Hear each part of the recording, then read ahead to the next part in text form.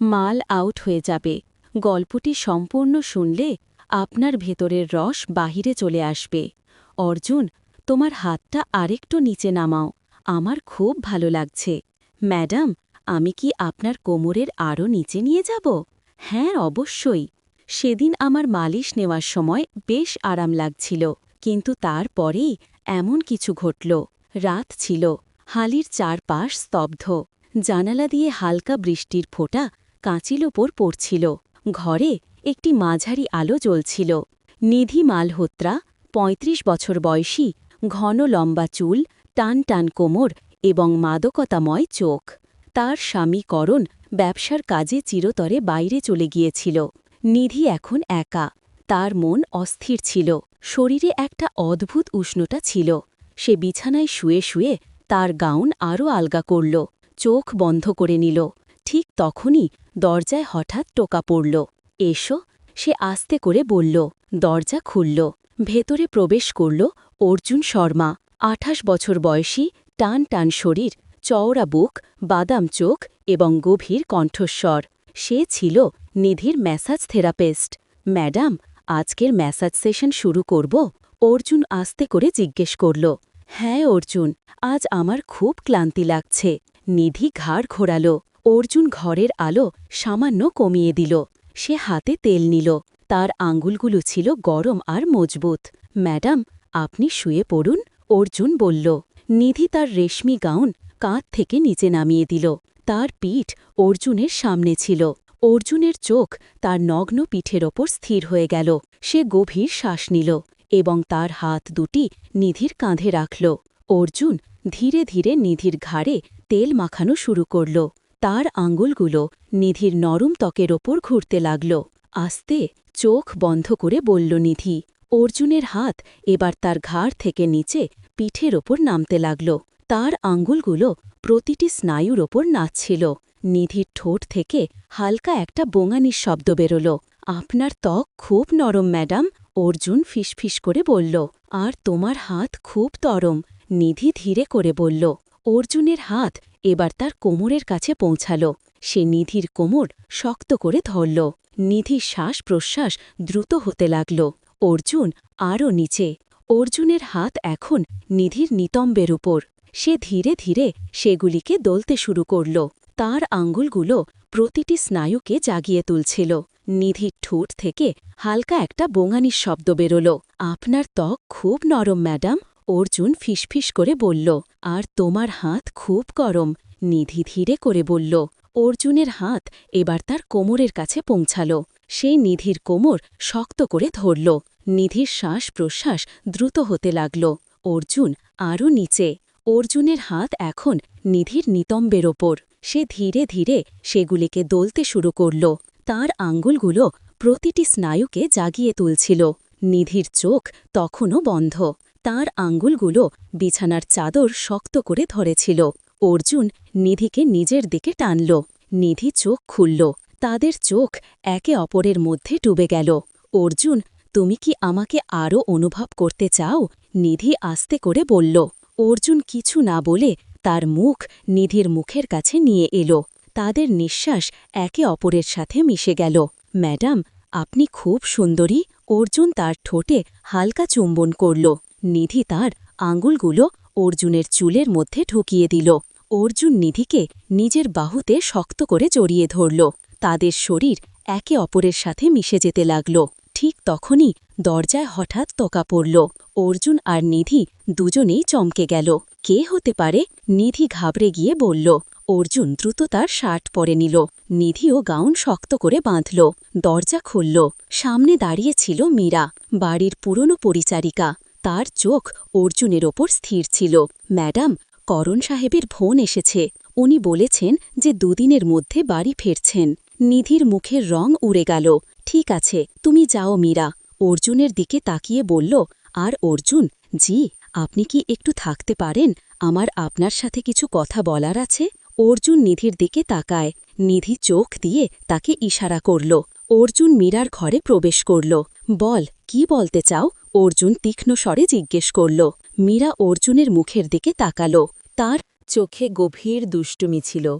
অর্জুনবাবু, আপনি যা করেছেন সেটা করণ সাহেব জানতে পারলে কি হবে? অর্জুন তার হাত ধরে ফেলল। তোমার কি চাই? মীরা তার আঙুলগুলো অর্জুনের বুকের উপর ঘোরাতে ঘোরাতে বলল, আমি আপনার গোপন কথা গোপন রাখতে পারি, কিন্তু তার জন্য আপনাকেও আমাকে সেটাই দিতে হবে যা আপনি নিধি ম্যাডামকে দিচ্ছেন। অর্জুনের মুখ কঠোর হয়ে গেল। মীরা তার আরও কাছে এলো। অর্জুন মীরাকে ধাক্কা দিয়ে দূরে সরিয়ে দিল। আমি তোমার সাথে কিছু করব না। মীরা হেসে বলল, আচ্ছা, তাহলে দেখে নিও, কাল সকালের মধ্যে করণ সাহেব সব জানতে পারবেন। অর্জুন ঘাবড়ে গিয়ে নিধির ঘরের দিকে তাকাল। নিধি বিছানায় বসেছিল, তার চোখে জল ছিল। অর্জুন এখন কি করবে? অর্জুন তাকে শক্ত করে ধরে বলল, তুমি চিন্তা করো না, আমি সব সামলে নেব। কিভাবে মীরাকে থামাতে হলে আমাকে তাকে সেটাই দিতে হবে যা সে চাই। অর্জুন মীরার ঘরে প্রবেশ করল। মীরা বিছানায় বসেছিল, সে তার শাড়ির আসল নামিয়ে দিল। তাহলে আসেই গেলেন অর্জুনবাবু। অর্জুন তার পোশাক খুলতে শুরু করল। মীরা তাকে নিজের দিকে টেনে নিল। তাদের শরীর একে অপরের মধ্যে ডুবে গেল। অর্জুনের ঠোঁট মীরার শরীরের প্রতিটি অংশ চুম্বন করছিল, কিন্তু তার চোখে শুধু একটি মুখ ছিল, নিধি। রাত। করণ হঠাৎ বাড়ি চলে এলো। মীরা করণের কাছে গেল। করণ সাহেব, আমার আপনাকে কিছু বলার আছে। করণের চোখে রাগ ছিল। কি কথা? আপনার বাড়িতে কেউ আপনার বিশ্বাস ভাঙছে? করণের কপালে ভাঁজ পড়ল। মানে? মীরা আস্তে করে বলল, আপনার স্ত্রী আর অর্জুনের মধ্যে কিছু চলছে। করণের মুখ রাগে লাল হয়ে গেল। সে অর্জুনকে কে ডাকল। অর্জুন ঘরে প্রবেশ করল। তাহলে এসব সত্যি? করণ চিৎকার করে বলল। করণের চোখ রাগে লাল হয়ে যাচ্ছিল। সে অর্জুনের কলার শক্ত করে ধরল। তুই আমার অনুপস্থিতিতে আমার স্ত্রীকে ছুঁয়েছিস? অর্জুন নিজেকে ছাড়িয়ে নিয়ে বলল, করণ সাহেব, আপনি ভুল বুঝছেন, এমন কিছু হয়নি। মিয়া করণের কাঁধে হাত রেখে বলল, আমি নিজের চোখে দেখেছি, এরা দুজন বেডরুমে একসাথে ছিল। নিধির মুখের রং উড়ে গেল। সে অর্জুনের দিকে তাকাল। অর্জুনের চোখ নত ছিল। করণ, এটা মিথ্যা, মিলা মিথ্যা বলছে। অর্জুন আমার সাথে কিছু করেনি। নিধি তার কণ্ঠস্বরকে শক্ত করে বলল, ব্যাস, আমি আর কিছু শুনতে চাই না। অর্জুন, তুমি এখনই এই বাড়ি থেকে বেরিয়ে যাও। করণ অর্জুনকে ধাক্কা দিয়ে বলল। অর্জুন নিধির দিকে তাকাল। তার চোখে অসহায়তা এবং রাগ দুটোই ছিল, কিন্তু সে চুপচাপ তার জিনিসপত্র গোছাতে লাগল। অর্জুন চলে যাবার পর করণ নিজের ঘরে চলে গেল। মিনা আস্তে আস্তে নিধির কাছে গিয়ে বলল, ম্যাডাম, এখন আপনার রাতগুলো আরও একা হবে। নিধি রাগের সঙ্গে তার দিকে তাকাল। তুই এসব কেন করলি? অর্জুন তোর কি ক্ষতি করেছিল? মীরা হেসে বলল, ক্ষতি কিছু করেনি, কিন্তু আমি যা চেয়েছিলাম তা সে আমাকে দেয়নি, আর যখন আমি পাইনি তখন তুমিও পাবে না। নিধির ঠোঁট কাঁপতে লাগল, তার চোখে জল ভরে এলো। দুদিন পর অর্জুন নিধিকে ফোন করল। ম্যাডাম, আমি আপনাকে দেখতে চাই, আপনার সাথে কথা বলার আছে। না অর্জুন, এখন করণ বাড়িতে আছে, সে দেখলে সবকিছু শেষ হয়ে যাবে। নিধি, তুমি কি আমাকে ভালোবাসো? অর্জুন সোজাসুজি জিজ্ঞেস করল। নিধির শ্বাস থেমে গেল, তার আঙুলগুলো কাঁপতে লাগল। হ্যাঁ বাসি, কিন্তু এখন আর কিছু হতে পারে না। করণ সব কিছু জেনে গেছে। কিন্তু তোমাকে মীরার সত্যটাও জানতে হবে। সে শুধু তোমাকে বরবাদ করতে চায়, আর করণের সাথেও তার কোনো গভীর সম্পর্ক আছে। মানে? নিধি চমকে গিয়ে জিজ্ঞেস করল। আমি দুজনকেই অনেকবার ফোনে কথা বলতে শুনেছি। মীরা করণের পুরনো বাড়িতেও যেত। আমার সন্দেহ দুজনের মধ্যে কিছু চলছে। নিধির হুঁশ উড়ে গেল। রাতে নিধি করণের ফোন পরীক্ষা করণ, সে দেখল যে মীরার নামে অনেক কল এবং মেসেজ আছে। আমাকে তোমার সাথে দেখা করতে হবে। কাল রাতে তোমার পুরনো বাড়িতে। মীরা মিধির রক্ত গরম হয়ে উঠল। সে সঙ্গে সঙ্গে অর্জুনকে ফোন করল। অর্জুন, তোমার কথায় আমার বিশ্বাস হল করণ আর মীরার মধ্যে কিছু না কিছু অবশ্যই আছে। তাহলে তুমি আমার কাছে চলে এসো, আমরা দুজন মিলে সত্যিটা ফাঁস করব। অর্জুন বলল। পরের রাতে অর্জুন আর নিধি করণের পিছু নিল। করণ তার পুরনো বাড়িতে গেল। নিধি আর অর্জুন লুকিয়ে জানালা দিয়ে দেখছিল। ভেতরে করণ আর মীরা একে অপরের খুব কাছাকাছি ছিল। করণ মীরার চুলে হাত বুলিয়ে বলল, এখন যখন অর্জুন চলে গেছে তখন আমাদের রাতগুলো আরও সুন্দর হবে।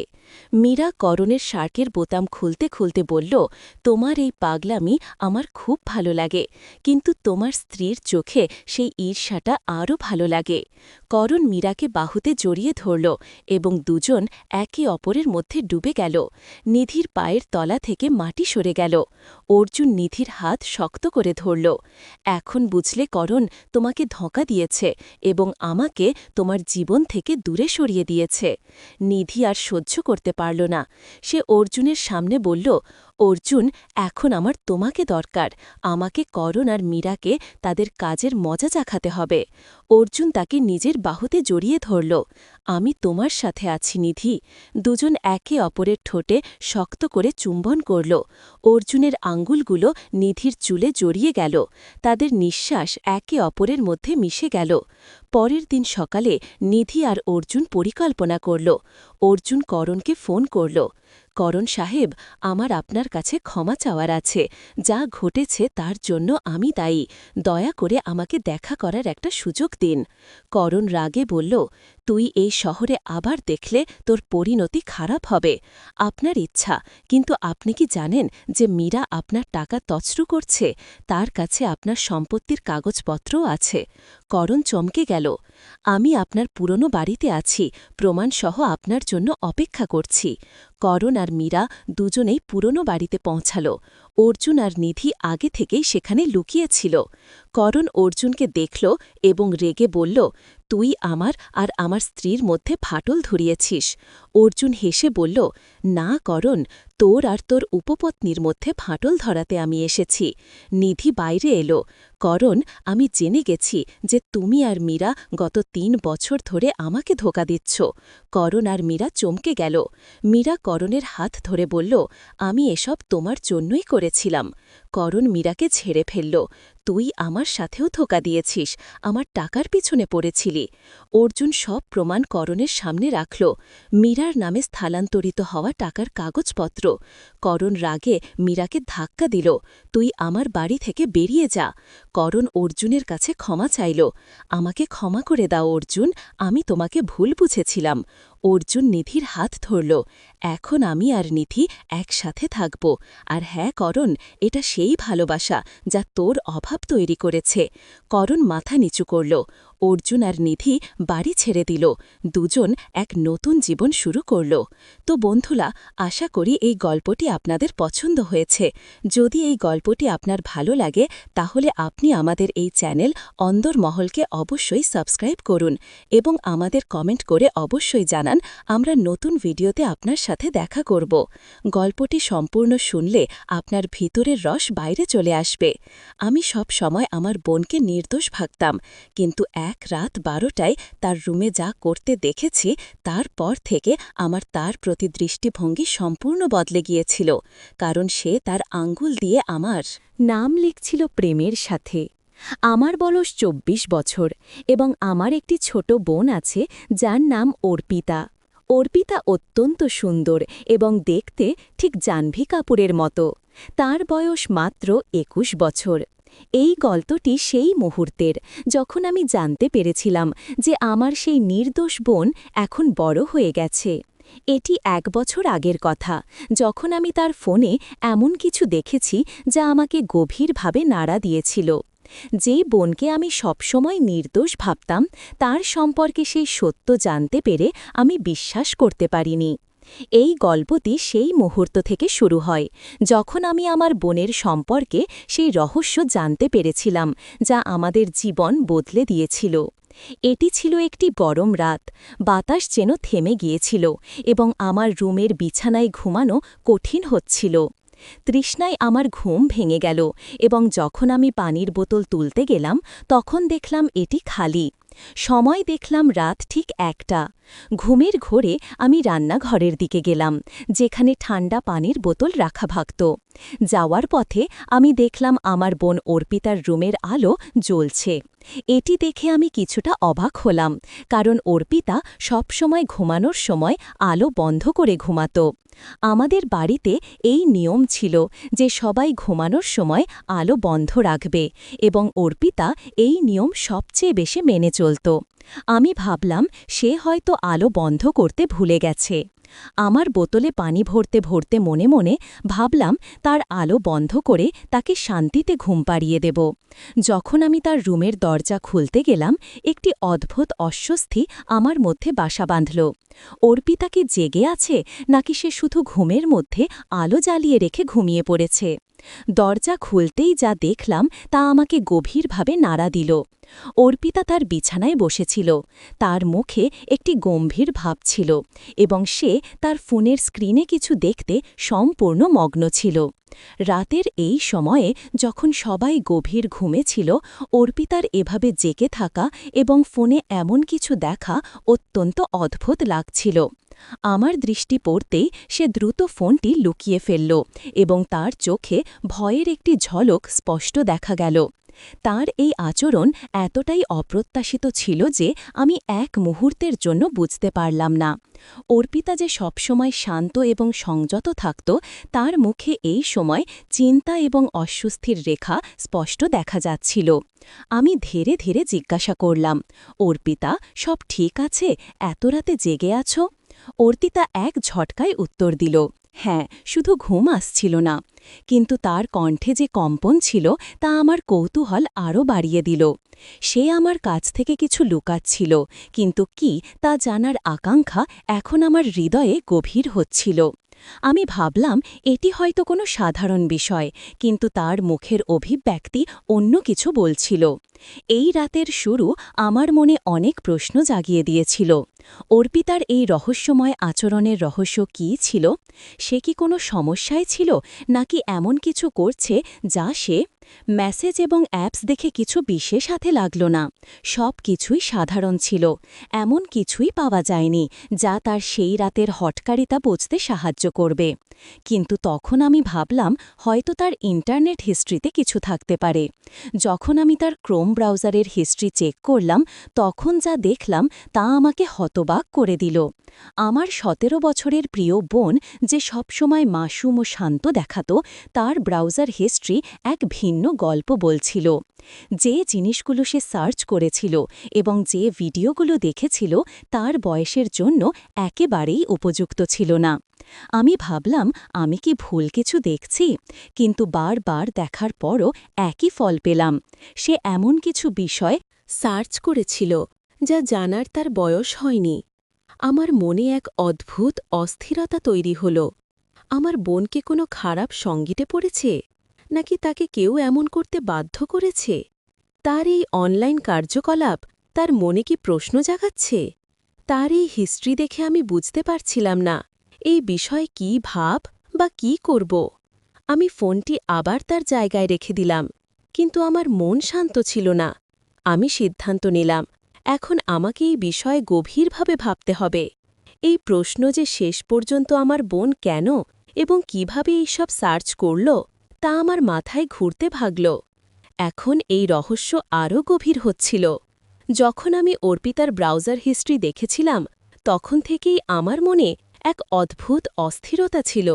আমার মাসুম বোনের কেন এবং কিভাবে এমন জিনিসে আগ্রহ হল, এই প্রশ্ন আমাকে ঘুমাতে দিচ্ছিল না। আমি জানতাম এই রহস্যের কোনো গভীর কারণ আছে যা বোঝা জরুরি। আমি অর্পিতার আচরণে নজর দিতে শুরু করলাম এবং তার কথায় এক পরিবর্তন দেখলাম। সে প্রায়ই তার এক বিশেষ সখীর কথা বলত, যাকে আমি আগে কখনো চিনতাম না। তার নাম শুনেই আমার মনে এক অদ্ভুত আশঙ্কা জন্মাল। আমি ভাবলাম হয়তো অর্পিতার এই নতুন অভ্যাসের পেছনে তারই হাত আছে। একদিন আমি অর্পিতার সাথে তার সেই সখী সম্পর্কে সরাসরি কথা বলার সিদ্ধান্ত নিলাম। আমি তাকে হালকাপুলকাভাবে জিজ্ঞাসা করলাম, তোমার সেই নতুন সখীকে তোমার সাথে সবসময় তার কথা শুনি? অর্পিতা একটু হেসে খেলে বলল, সে আমার ক্লাসে নতুন এসেছে, বেশ মজার এবং অনেক কথা বলে। আমি তার কাছ থেকে আর কিছুই জানতে পারলাম না, কিন্তু আমার ষষ্ঠ ইন্দ্রিয় বলছিল এই মেয়েটি অর্পিতাকে ভুল পথে ঠেলে দিয়েছে। কিছুদিন পর আমি অর্পিতার ফোনের হিস্ট্রি আবার খুঁজে দেখার সিদ্ধান্ত নিলাম। এবার আরও গভীরভাবে আমি আরও কিছু চমকপ্রদ প্রমাণ পেলাম। অর্পিতার সখী তাকে কিছু ভিডিও দেখায় যা তার বয়স ও বোধের বাইরে ছিল। এই ভিডিওগুলো কোনো অপরিণত কিশোরীর জন্য সঠিক ছিল না।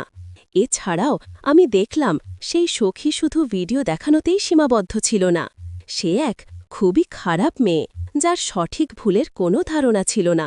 সে ছেলেদের ফাঁসানো এবং তাদের সাথে ভুল কাজ করাতেও দক্ষ ছিল।